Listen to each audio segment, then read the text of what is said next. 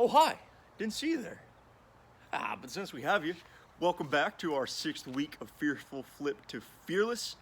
Last week, I talked about Saul, and we kind of covered the fearful and flipped aspect.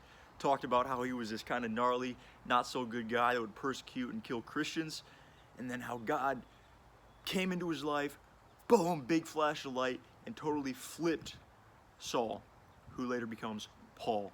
Okay? So, we don't really know what his fearlessness looks like yet.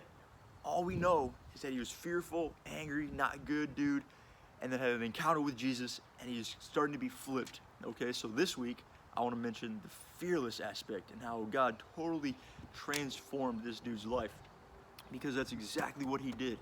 Okay, so something that comes to mind before I get into Paul is a conversation I had over the summer. So I worked at a summer camp, most of you guys know, called Kidder Creek. Shout out KC, love that place.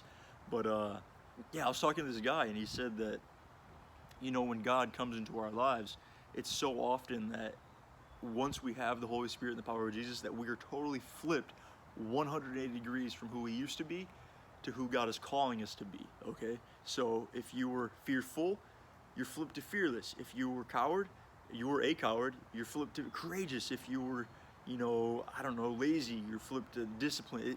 God comes in and he can totally change your lives for the better, and kind of provides for cool testimonies when somebody could say, yeah, I was this, but now I'm this because of God, the one who created me.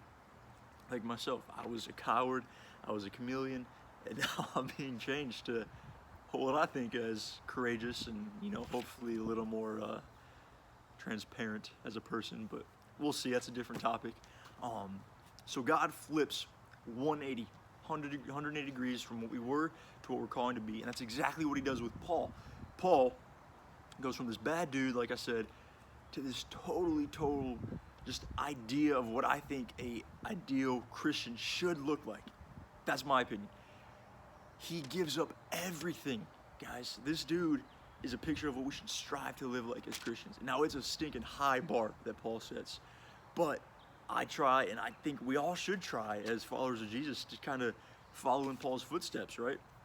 This dude gives up everything, like I said, gives up everything, sacrifices it all to minister to people. He travels.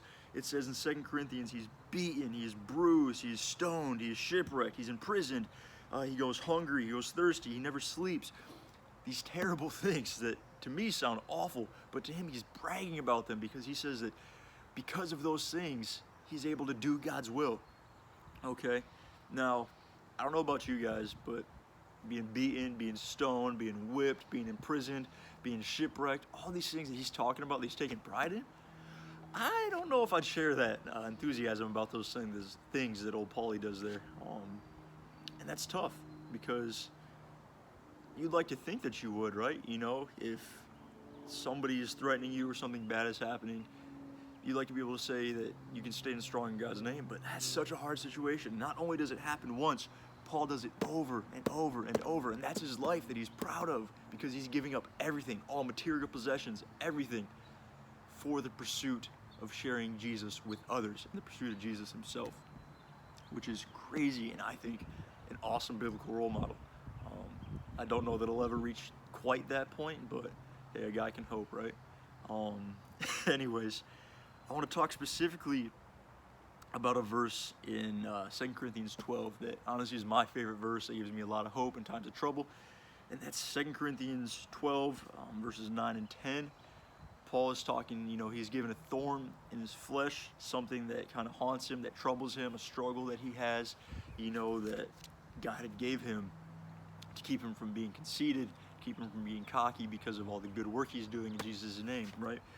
And so, yep, verse 9 says, verse 8, I guess we'll start there. 3 times I pleaded with the Lord to take it away from me. But he said to me, my grace is sufficient for you, for my power is made perfect in weakness.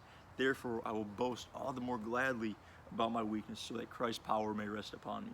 That is why, for Christ's sake, I delight in weaknesses, in insults, in hardships, in persecutions, and in difficulties. For when I am weak, then I am strong.